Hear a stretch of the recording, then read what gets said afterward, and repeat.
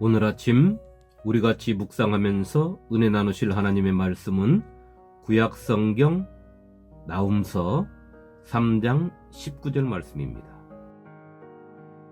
내 상처는 고칠 수 없고 내 부상은 중하도다. 내 소식을 듣는 자가 다 너를 보고 손뼉을 치나니 이는 그들이 항상 내게 행패를 당하였음이 아니더냐 하시니라. 아멘.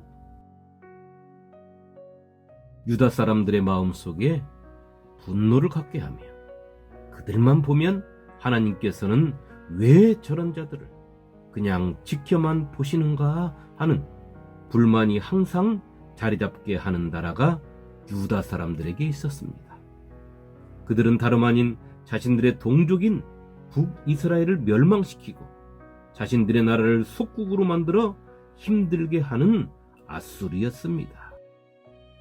갈수록 더 강해지는 것 같고 이 세상에서 가장 강력한 나라가 되어버린 아수르를 보면서 또 무역의 중심지가 되어버린 아수르의 수도 니느웨를 보면서 150여 년 전에 하나님의 선지자 요나가 니느웨로 가서 하나님의 심판을 선포하지 않았다면 좋았을 것을 하며 한탄했을 수도 있을 것입니다.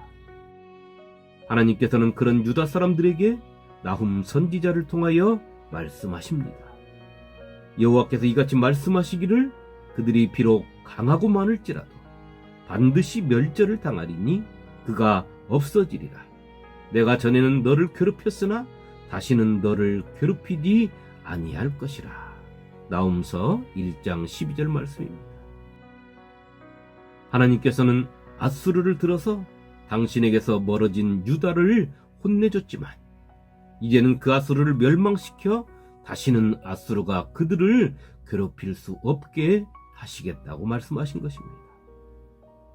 성도 여러분, 성경 속 제국이라고 일컫는 큰 나라는 아수르 제국, 바벨론 제국, 페르시아 제국, 헬라 제국, 그리고 로마 제국을 말하고 있습니다. 이들을 5대 제국이라고 합니다. 우리에게 익숙한 애굽도 큰 나라였지만 애굽은 제국이라고 부르지 않습니다. 애굽이 제국으로 발전하지 못한 것은 이스라엘 백성들이 출애굽할 때 애굽의 군사와 병거들이 홍해 바다에 다 수장되어서 큰 타격을 받았기 때문이라는 설도 있습니다. 성경 속에 이렇게 제국들이 등장하는 것은 이 나라들이 스스로 일어나서 제국이 된 것이 아니라 그 속에는 하나님의 역사하심이 들어있음을 우리에게 알게 하시는 것입니다. 오늘 우리가 나훔서를 읽으면서 느끼는 의문점은 하나님께서는 왜 150년 전에 요나 선지자를 아수르의 수도 니느웨로 보내서 그 백성들에게 회개하라고 말씀하게 하시고 지금은 나훔 선지자를 통하여 멸망을 선포하게 하시냐 하는 것입니다.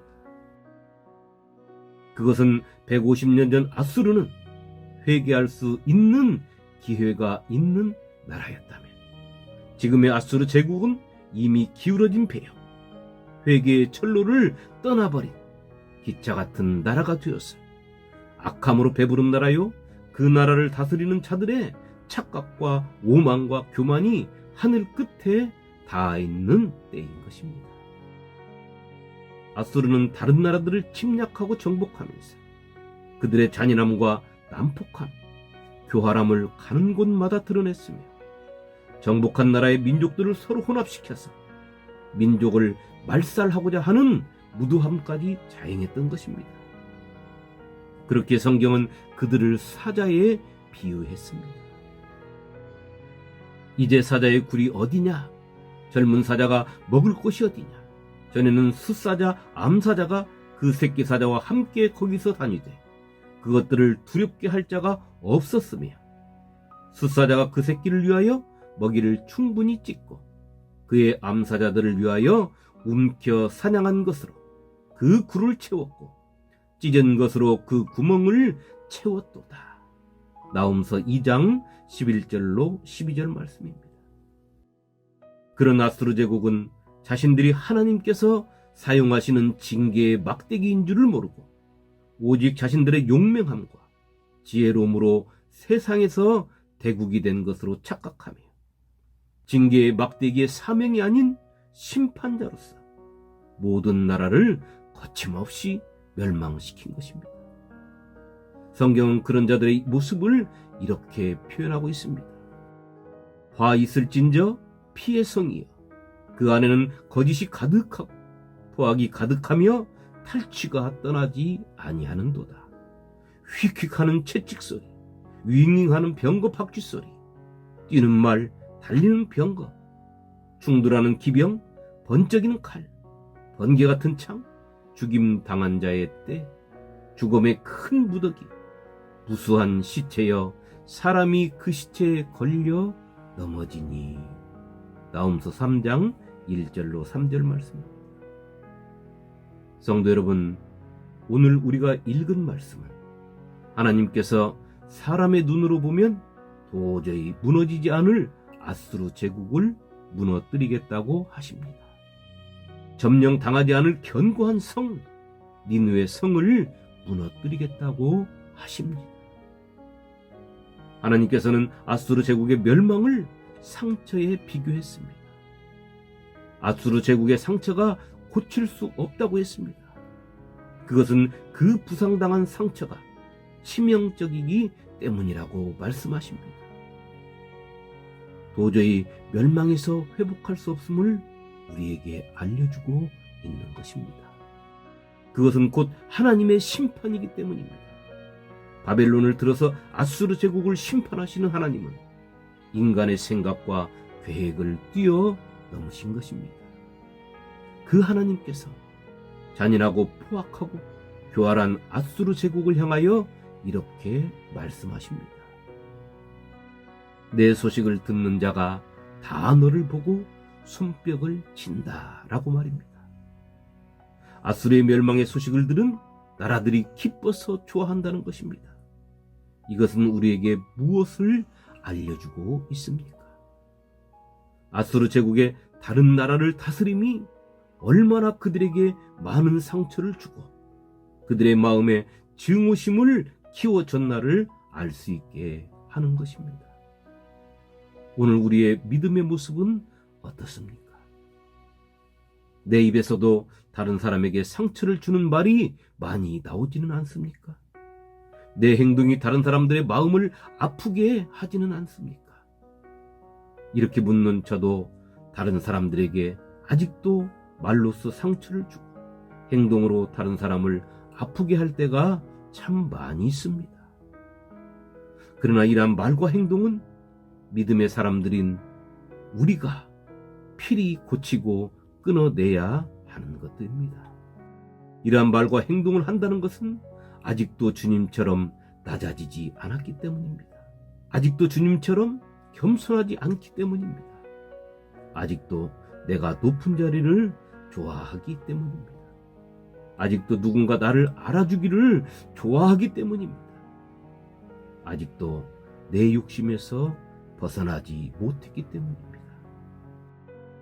성도 여러분, 누군가 나에게 당신은 예수 믿는 사람입니까? 하고 묻는다면 우리는 누구나 서슴없이 예 하고 대답할 것입니다. 그런데 우리는 예수님이 가신 길은 가지 않으려고 합니다. 예수님이 가르치신 삶도 별로 좋아하지 않습니다. 예수님이 가신 길도 별로 관심이 없습니다. 우리는 내 길을 걸으면서 예수는 잘 믿는다고 할 뿐입니다.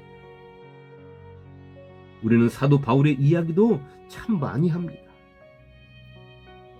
그가 쓴 편지도 자주 읽습니다. 그러나 우리는 사도 바울의 힘든 삶은 거부합니다.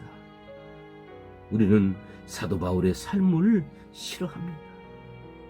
그러면서도 우리는 사도 바울의 이야기는 자주 합니다. 우리는 사도 베드로의 신앙도 자주 이야기합니다. 그가 기록한 성경도 자주 읽곤 합니다. 그러나 그가 했던 회개에는 부담을 느낍니다. 그의 바뀌어진 삶에는 관심이 없습니다. 우리는 그저 사도 베드로의 이야기만 할 뿐입니다. 성도 여러분, 세상을 살다 어려움이 닥쳤을 때 누구 한 사람 찾아주는 이가 없고 오늘 아수르가 당하는 것처럼 내가 어려워진 것을 보고 나를 아는 사람들이 손뼉을 치고 좋아한다면 나는 잘못된 삶을 살아온 것입니다. 우리는 어제까지는 잘못 살 수 있습니다. 그러나 오늘은 우리가 잘못 살아서는 안 되는 것입니다. 그것은 우리가 예수를 주님으로 믿는 성도이고 예수 안에서 사는 사람들이기 때문입니다. 오늘 하루 나를 돌아보면서 예수 그리스도 안에서 화평의 길이 무엇인가를 찾고 나로 인하여 누군가 상처를 받는 것이 아니라 나로 인하여 누군가가 기뻐하고 즐거워하며 하나님께 감사할 수 있는 복되고 거룩한 성도가 되시기를 주님의 이름으로 축원합니다. 아멘.